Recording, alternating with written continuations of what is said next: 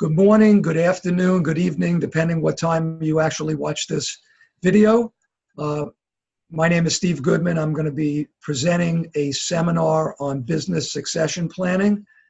My background, I happen to be a CPA, MBA, worked for KPMG, Pete Marwick, JP Morgan.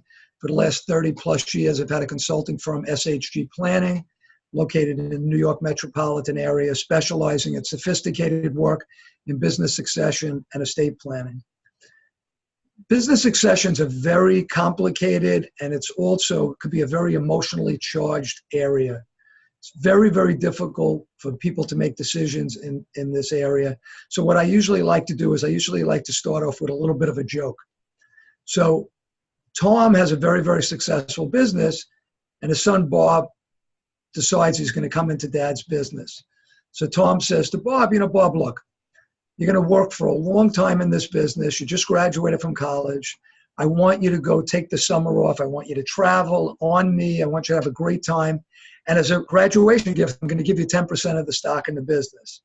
And Bob's like, boy, Dad, that's so generous. Great. Thank you so much.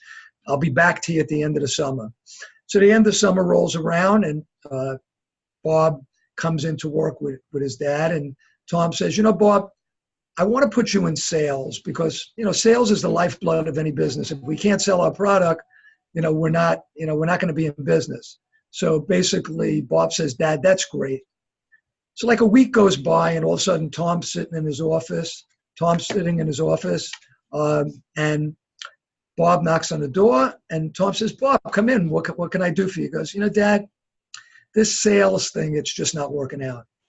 And he goes, son, why not? He goes, Dad, I was always a kind of introverted kid. Selling's just not for me. I don't think that's the right part of this business that I should be in. He goes, okay, not a problem. He goes, what I'm going to do is I'm going to put you in the factory. You're going to see how we manufacture our product, how we take in some raw materials and basically put the product together. And I think you're going to learn so much about it. You'll see what the costs are in doing it and the process and how much time it takes to do it. He's like, Dad, it sounds like a great idea. So basically, about a week later, Tom's sitting in his office, and there's a knock on the door, and it's Bob again. And Tom says, Bob, come on in, son. Come in. What can I do for you? Dad, this factory thing's not working out. And Tom says, son, what's wrong with the factory? I don't get it. He goes, well, look, I went to an Ivy League school. I'm a pretty smart kid. And, let's just say I don't want to sound, I don't want to sound ostentatious or anything, but, I'm just way too smart for the people that are in the factory, and it's just I'm uncomfortable. There's no peers of mine. I'm in there all day long, and it's just I'm not comfortable. Don't worry about it, Bob. I got a good idea. You're going to come work in the office with me. You're going to work on the general ledger, trial balance sheet, income statements. You're going to work with our outside auditors, work with the CFO. You're going to learn so much about the business. No problem, Dad. Sounds like a good idea. So like a week goes by, Tom's sitting in his office. There's a knock on the door. It's Bob. Tom says, son, come on in. What can I do for you? He goes, Dad, this office, financial position, it's not working out. And Tom says, Bob, I don't understand. Like, why not? You're a smart kid. This should be good for you. He goes, Dad, you remember, I was always like a sloppy kid, these like debits, credits, balancing of books and stuff. It's not my personality. So Tom's, scratching his chin a little bit. And he says, well, let me ask you a question. He goes, I'm a little lost here. He goes, I put you in sales. You're there for a week. You come back in, you tell me you're too introverted. I put you in the factory. You're there for a week. You come back, you tell me that everybody's beneath you. You then, again, put you in the office, and, you tell me you're not organized enough. Like, I really don't know what to do anymore. And he goes, Dad, I'm glad you finally asked me. I'd like you to buy out the 10% of my stock. And that's basically, as much as that's actually a joke, a lot of what I just went through there is not a joke. All right. So let's kind of now get into a little bit of meat and potatoes. So I do a lot of seminars So I had a seminar once, and after the seminar, we had dinner. We sat down with with various couples. I spent time on each table, but one of these tables was memorable to me. So I had these 4 couples, and they didn't know each other. There was like a husband and wife, 4 different husbands and wives. They came, and when the seminar was over, the first one, a lot of times people were very quiet at these seminars, reserved. If they met with me, they would meet with me privately. But this was a vibrant table. So one of the couple says to me, Steve, I know what to do with my family business. I'm just going to sell it before I die. Makes things simple. I sell the business. I have cash. I could divvy it up and give it to all of my kids. I solve all the problems. And the second couple says, that's crazy. You worked all these years to build up this business. Why would you ever want to do that? He goes, I'm just going to leave it equally to my 3 kids. I don't care who's in the business, who's not in the business. They're all my children. I'm going to leave it equally. The next one says, that's crazy. I would never do anything like that. What I would do is, I have 3 kids. One's in the business, 2's not in the business. I'm just leaving it to my kid in the business, and I'll find a way to treat the other kids fairly. And then the last one goes, I don't agree with that. I'm going to leave it to all 3 of my kids, but I'm going to give my child who's in the business voting stock and give him control. And then the 4 of them all kind of shift to me, and they all look at me and they go, okay, which one's the right answer? And I said, each of them may be the right answer for each of you, and it may not be the right answer for the others on the table. This is a very personal thing. There is never a right or a wrong answer when it comes to this, and anybody who tells you anything to the contrary is wrong. The important thing, though, and part of what I'm going to go through in this seminar, is each of those 4 families, I would need to explain to them every potential problem that could occur by taking the position that they're taking. And each of them would have different problems because they came up with a different solution. And it wouldn't mean that their idea wasn't right. It just meant that there's things they need to know about. So let me kind of get started a little bit. And what I try to do here is I try to take kind of like fact patterns.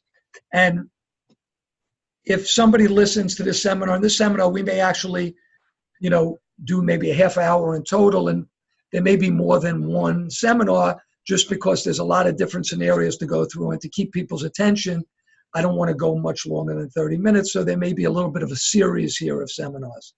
So let's get started. So first scenario, which is a common scenario, is somebody has a child in the business, one child, and they have 1, 2, they have more, 1 or more children not involved in the business. All right. And what'll happen is I'll come in and meet the family, and I'll find that the child who's in the business has been given stock in the business. So I'll ask a question. I'll go, Paul, do you own 100% of the company? He'll say no. I'll go, what percentage do you own? Oh, I own 87.5% of the company. And then I'll go, who owns the other 12.5%? And they'll go, oh, my son and my daughter. And then I'll usually ask the following 2 questions. First one will be, how did they get the stock? Did you sell it to them? Did you gift it to them? Oh, I gave them the stock. And did you go out and get a valuation done of the business? I took like the book value of my business, or just kind of asked my accountant. We kind of gave a certain value. Did you file a gift tax return? No, I didn't file a gift tax return. Do you have a shareholders agreement with your child who's in the business? No. Why do I need that? This is my child. So then I go through and I say, so let's walk through problems for each of those points. Let's start backwards. You gave shares of stock to your daughter who's in the business. You don't have a shareholders agreement. Probably thinking, why do I need a shareholders agreement? It's my child. Well, Paul, is your child married? Yes. Do they have a prenup? No. Do you know what your daughter's will says? No. You realize you have no control over what your daughter's. Even if your daughter said, Dad, here's the will, she could then go to the lawyer the next day and change the will, and you wouldn't know anything about it. So you realize that if your daughter were to die, unlikely as that may be, if your daughter was to die, that her will would dictate where those shares go. And let's say she has a simple will that says, I leave it to my husband. Well, now you're partners with her husband. Now that's your son-in-law, and he could be the father of your grandchildren, but he's not in the business and he's not your child. Secondly, let's say there isn't a death, but your daughter gets divorced. She doesn't have a prenup. It's possible that the shares could be part of a divorce settlement with the spouse. You must always have a shareholders agreement. Always. And you don't wait years after you give the stock. As part of the gifting of the shares to your child, you tie it up in a shareholders agreement that specifies what happens to your shares, what happens to their shares, what happens if somebody dies, what happens if they get sick, they get disabled, they get divorced, they want to leave the business. You never want to have shares of stock just sitting there, not tied up in an agreement. All right, let's look at some of the other points. You basically didn't go out and get a formal valuation. Well, look, depending how big the business is, the IRS may never look at that and you may get away with it. But if it's a big enough business and you're giving a big enough amount of shares, there could be gift ramifications. I mean, obviously the gift exemptions federally are up substantially. It's close to $11.2 million. So unless you're dealing with a sizable business, you may not have any gift implications, but you could. And also, if you don't file a gift tax return, the statute of limitations never starts. So the IRS could come in years later and take a look at it and assess gift taxes. So again, something you should be very, very careful with. All right, let's say now that we have a scenario that not only were the shares given to kids in the business, but shares were given to the kids not in the business. Well, you have some of the same issues exist, whether they're in the business, whether they're not in the business. Not having a shareholders agreement is still the same problem. It's now even a little bit worse because not only is their spouse not in the business, but the child themselves is not in the business. So if they die, same issues about valuing it for gift tax purposes. But you have some additional issues now, which is how do you handle your children who are not in the business versus your children in the business in the agreement? Do they have different voting rights? Do you treat them the same? And I'm going to get into some of these things in a little bit more detail. Now let's go further. I have a business. I'm going to give a fact pattern. Here's something that I've run into. I go out and have a meeting, and I'm sitting with a man or woman, let's say in their mid-50s, sitting behind a big chair in a big office in a big building that houses their business. And I walk up, I sit down with the person, and I say, Paul, starting to ask questions, Paul, do you own the business? And they go, no. I go, do you own none of the business? No. And I said, is it a family business? Yes. And then I ask a question that I think I know the answer before I ask it, but I ask it anyway. I go, Paul, who owns the shares in the business? And he goes, my mom. And then I ask another question that I know the answer to, but I ask it, how did that happen? He goes, well, my dad died when he was in his early 60s. He didn't do sophisticated planning, and he had a will that basically left everything to my mother, which is not uncommon. And Paul, you're in the business. How many siblings do you have? I have one brother and one sister. Neither of them are in the business. So I said, okay, so dad died, and no planning was done. Mom has the shares. How many years ago was that? Oh, probably about 15 years ago. What kind of sales volume was the business doing when dad died? It was about $10 million business. What is it doing today? It's about a $50 million business. So I said, you should be proud of that. That's a great accomplishment. So you took this business without even dad being here, and grew it from a $10 million business to a $50 million business. Yeah, okay. I said, so let me walk through with you, Paul, all of the potential, as much as great things were done here, let me tell you what all the potential problems are. Okay, so let's start number one. When your mom dies, you have absolutely no control over who gets the shares in the business. Now, you said you have a brother and sister. Who is closest to your mother? Probably my sister. You know, takes care of mom, has issues, takes her to the doctor, you know, spends the most time, quality time with mom. Okay? And how about your other brother? Probably somewhat similar to me, but I probably have the most friction with mom because I'm running this business and mom's relying on this business for an income stream. And, you know, sometimes I have to explain to mom that, you know, you're draining the business a little bit of money I need to help grow the business. And sometimes she doesn't really care because she's a widow and she's scared and she feels this was her husband's business and she's entitled and she owns 100% of the stock in the business. So why not take the money out? So I go, so you understand that when mom dies, she could leave the business to you.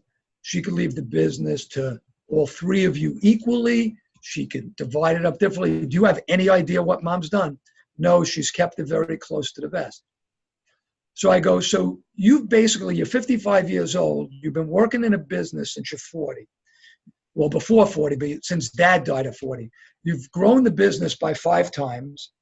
And you don't even know if you're ever going to inherit any of this business. Or if you do, you don't know if you're going to inherit it with 2/3 of it owned by 2 of your siblings that aren't even involved in this business.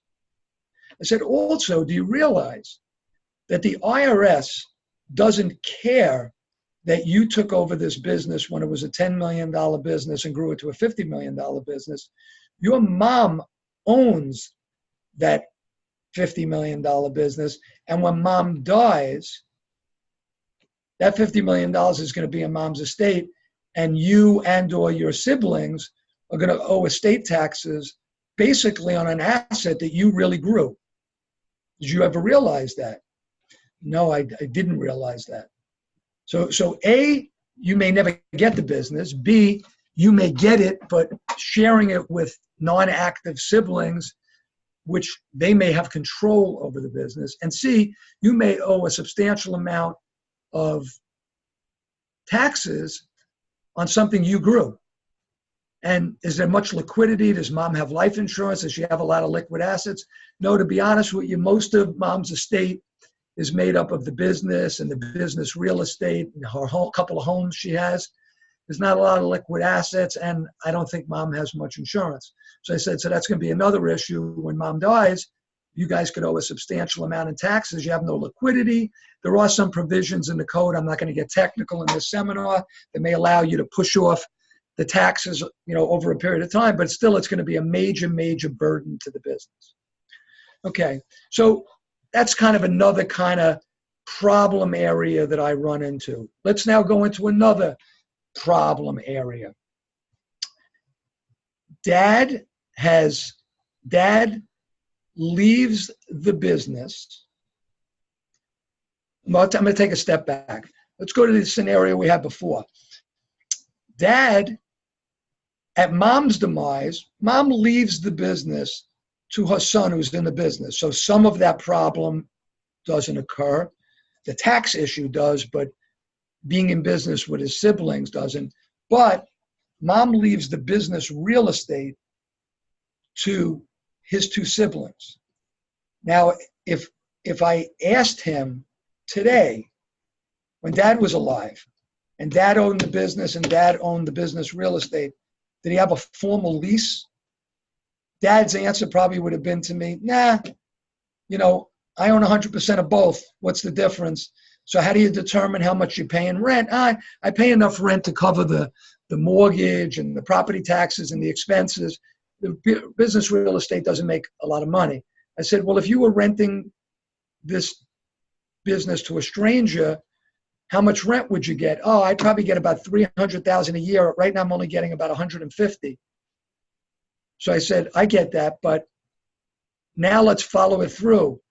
Let's say dad left the business to his son and he left the real estate to the mom. Is mom going to be satisfied having an asset that doesn't make any money when if she rented it to somebody else, she'd make $150,000 a year profit? And who determines if there's no formal lease? Mom could theoretically say, I'm raising the rent, which could either cause the son to now be in a fight with his mom because the business can't afford to pay $300,000 of rent, and then he has to either leave the property and take the business somewhere else. And now mom, who dad thought mom was being left with this asset, she's now sitting with a vacant building, and maybe how the business is situated in the building, it's not that easy to find another tenant without spending a lot of money to get somebody in. And mom can now be sitting with an asset with expenses with no revenue. The son could now find it very difficult to go find another place to house his business. So that could affect the business. Another scenario is mom could say to the son, I'm selling the business real estate. Since there's no lease, she could sell the business real estate to somebody else, and that person could throw the son out of the business, out of the property. Okay? Same problem occurs when it's not son and mom, but it's son and siblings that are not in the business. So dad thinks, I got this ingenious idea. I'm going to leave the business to my son or daughter in the business, and I'm going to leave my other children the real estate. Same problem. There's no formal lease.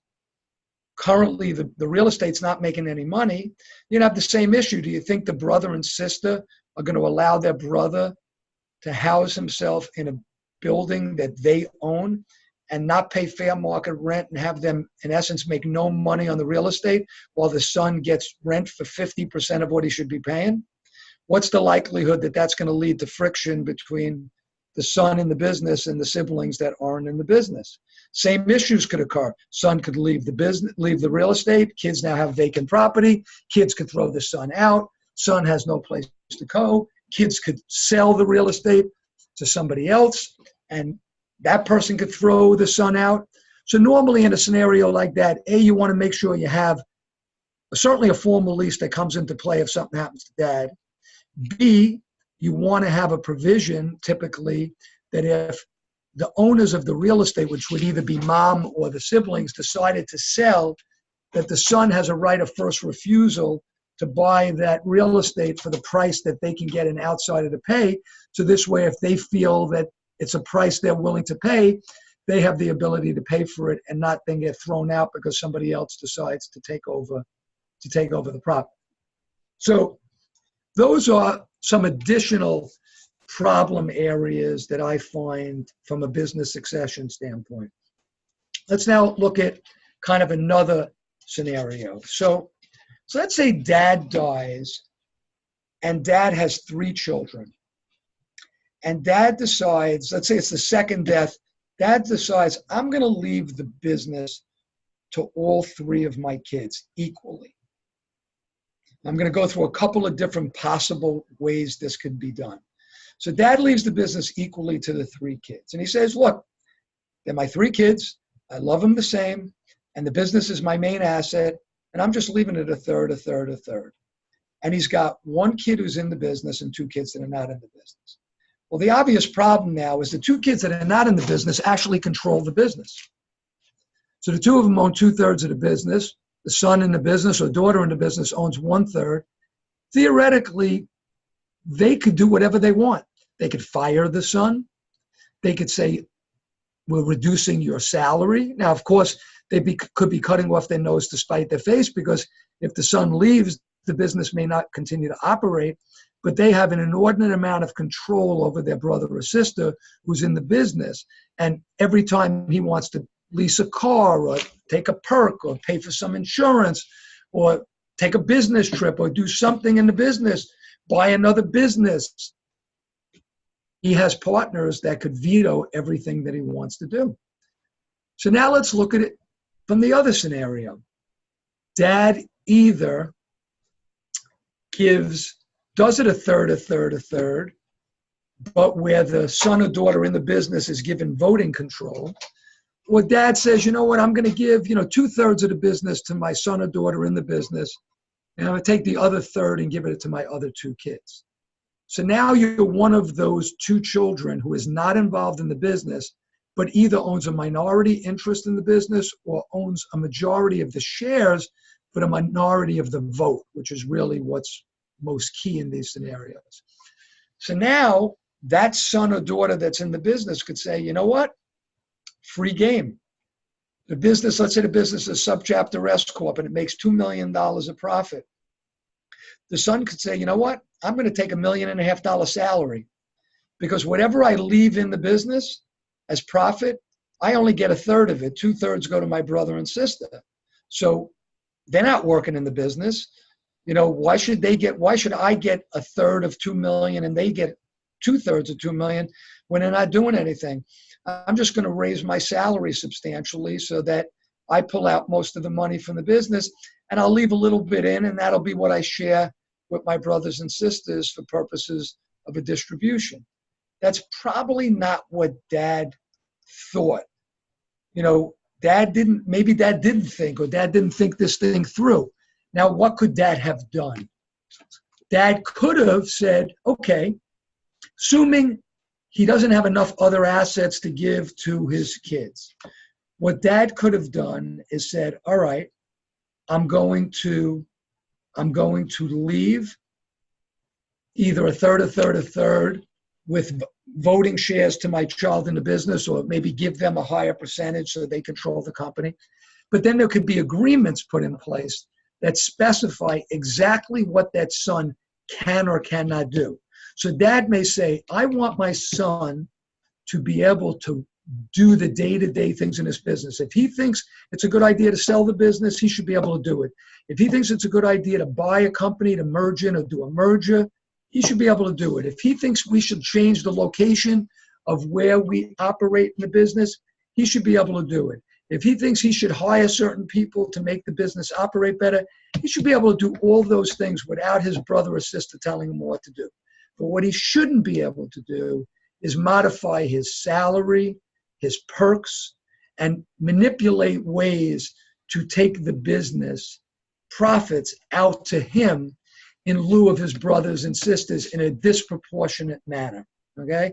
And you could install things like that. In addition, dad may say, if the business is sold, so let's say, make it simple, he owns 1/3, his brother and sister own 1/3, 1/3. He sells the business for $60 million. He's entitled to 20. His brother and sister are entitled to 20 each. He could say, you know what?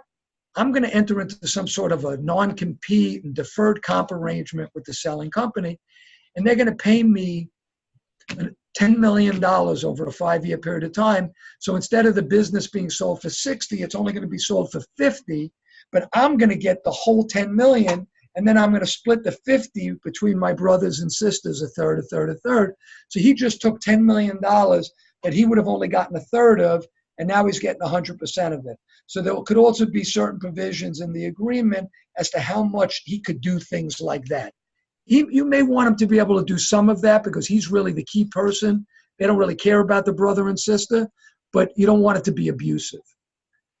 Okay, so I think I'm going to go over one other kind of scenario for today. I think we've hit upon a bunch of things, and like I said, I think we'll probably do 1 or 2 more of these in the future, looking at some other scenarios. So let's look at another scenario. I'm talking to Paul, who's the dad, and Paul has 2 kids in the business, Steve and Jeff.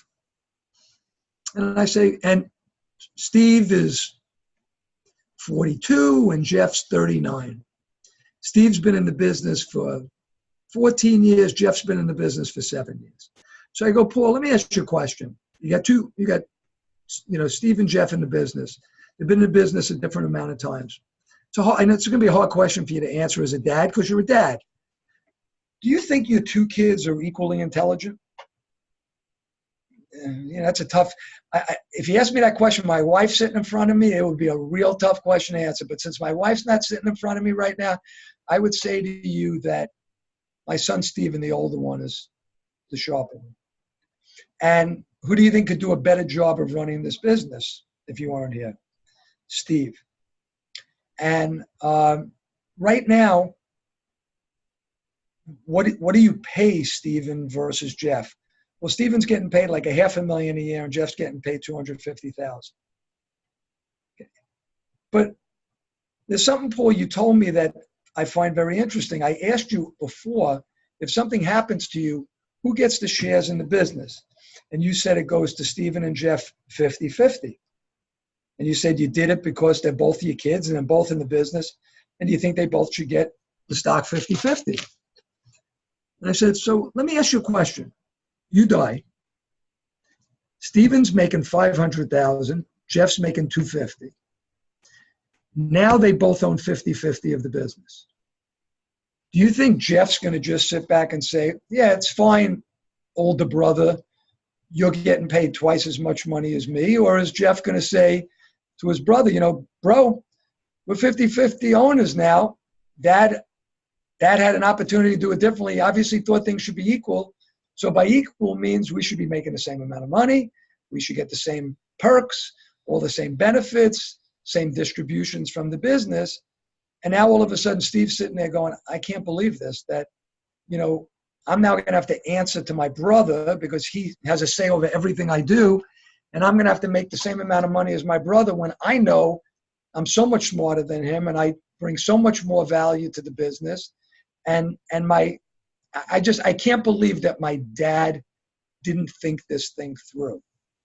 So in closing, what I'm going to say is that one of the things I find, and I think I've mentioned this in a previous video I did that wasn't part of a seminar, that a lot of times when you meet people, they haven't addressed a lot of these issues because they find making the decisions brutal.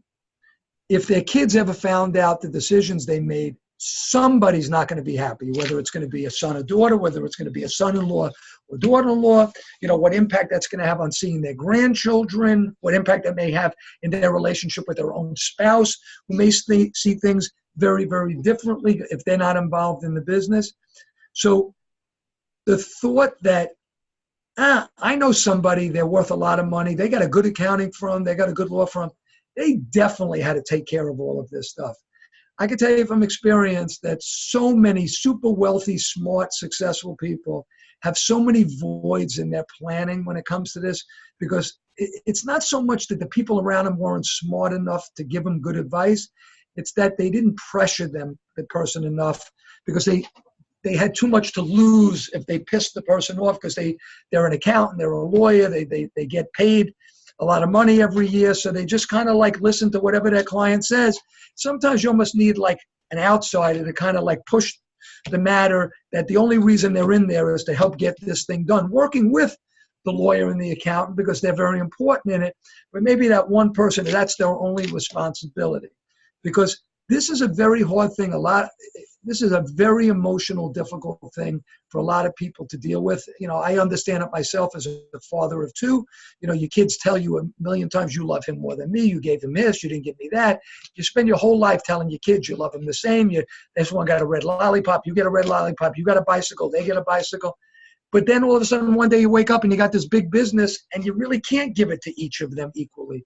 And then you sit there as a father and say, as a businessman, I can't do it equally, but as a father, it really concerns me to not do it equally. And that's why so many people don't do this.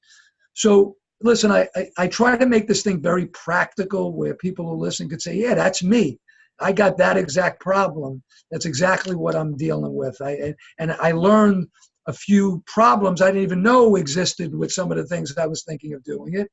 And I think this is a good length to keep your attention span. So, I'm sure at some point in the near future, we'll probably pick up and maybe do another half an hour, and I'll go through some other fact patterns and scenarios that were different than today. So again, good morning, good afternoon, good night, depending where you are, and thank you.